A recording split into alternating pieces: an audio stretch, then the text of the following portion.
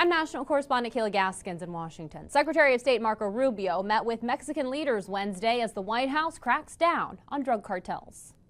The Trump administration waging an all-out war on drug cartels. We have to protect our country, and we're going to. Tuesday morning, the U.S. military striking a boat suspected of carrying illegal drugs across the Caribbean. President Trump touting the action from the Oval Office. You see the bags of drugs all over the boat, and they were hit. Obviously, they won't be doing it again, and I think a lot of other people won't be doing it again when they watch that tape. The operation killed 11 individuals the White House labeled as terrorists who allegedly belonged to the gang Tren de Aragua. The vessel had departed from Venezuela and was reportedly headed for the U.S. We knew exactly who was in that boat. We knew exactly what they were doing, trying to poison our country with illicit drugs. President Trump is willing to go on offense in ways that others have not been. Secretary of State Marco Rubio saying this is just the beginning of a war on drug cartels. The President of the United States is going to wage war on narco-terrorist organizations.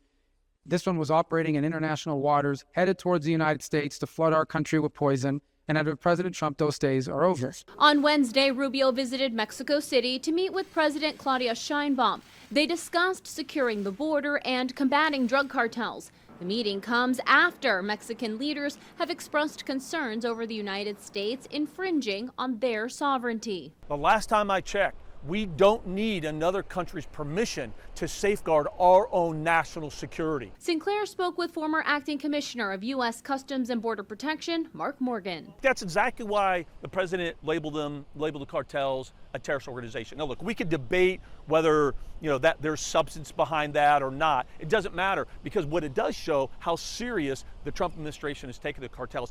This week, a federal appeals court blocked the White House from using an 18th century wartime law to deport those accused of being Venezuelan gang members. In Washington, I'm Kayla Gaskins.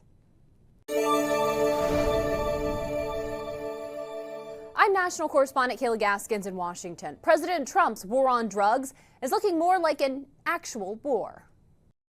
This week, the American Navy fired a missile at a suspected drug-running boat off Venezuela, killing 11 people on board. The White House says they were all members of a violent drug cartel. What will stop them is when you blow them up, when you get rid of them. It's the first time the U.S. used military firepower to hit such targets. During Thursday's visit to Ecuador, Secretary of State Marco Rubio says the U.S. is designating 2 more gangs that operate out of that country as foreign terror groups as well. Frankly, it's a war. It's a war on killers. It's a war on terrorists. These are not narco traffickers.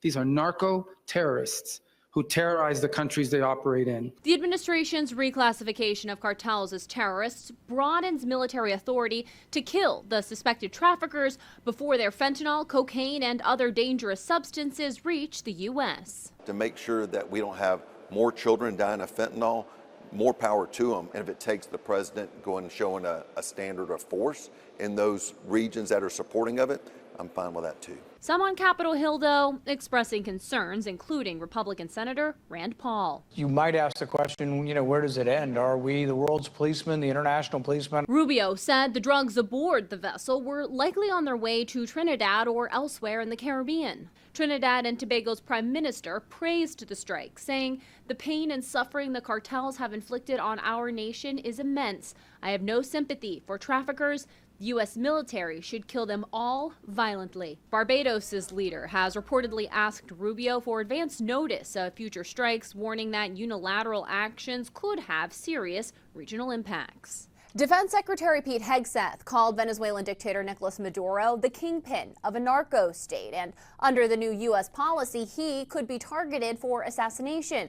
White House officials, though, maintain that possibility has not been seriously discussed. In Washington, I'm Kayla Gaskins.